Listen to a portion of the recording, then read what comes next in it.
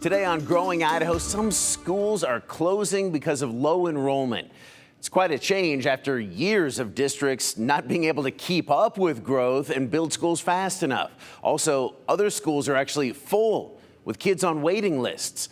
Where are the students going, and what does it mean for the future of all kids' education in this area? Take a look.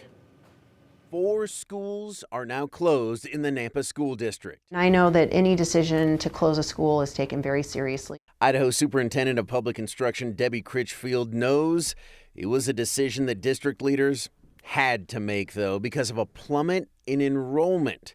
Nampa lost more than 11% of its student population in the past decade.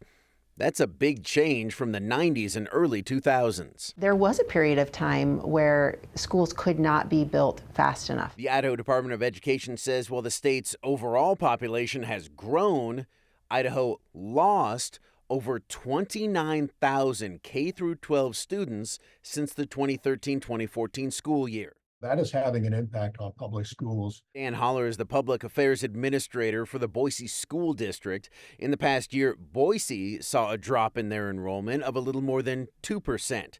And while they're not closing any schools, they were very curious as to what was happening. Research says it's because of a declining birth rate in Idaho and Ada County, rising home prices, and a lack of affordable housing, the gentrification of parts of the district, which is displacing people, and the fact that older adults are moving in who do not have school-aged children.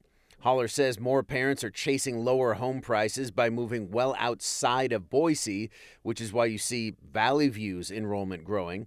Enrollment is also growing at charter schools across the state. They've added 13,000 students in the past decade. So it's not just that traditional high school anymore. It's a comprehensive public school system that meets the needs of all students, but understanding that that's an evolving thing, that as our technology changes and as we see needs change, that we need to be responsive to that as well. We're committed to that. So why are kids moving from traditional public schools to charter public schools? I don't want to attach everything to COVID, but there are some definite differences pre and post COVID.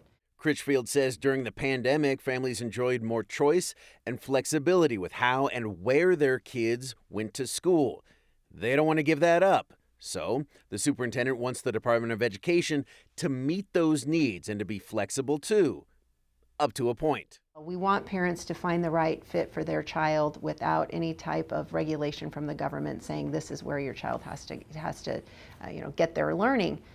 But at the same time, public schools feel really hamstrung that here are things that we can't do or we have to do, and then there are other environments who have a little more flexibility. A big part of that flexibility is in regards to attendance, which is tied to funding. Also, as preferences change, so do the perceptions of charter schools.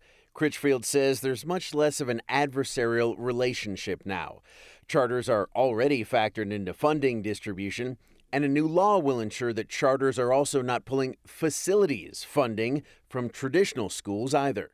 We really are at a place now where we can say we're not competing charter to traditional, that there are ways to satisfy the needs at the basic level anyway of both of those systems.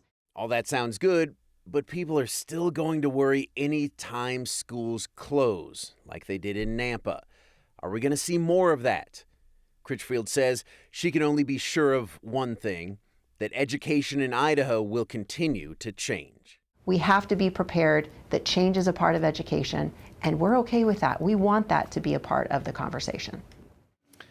Now, we mentioned briefly attendance and funding. I'm going to talk a lot more about that and how it works and why some districts want to see a change with that next week on Growing Idaho. More Wake Up Idaho after this.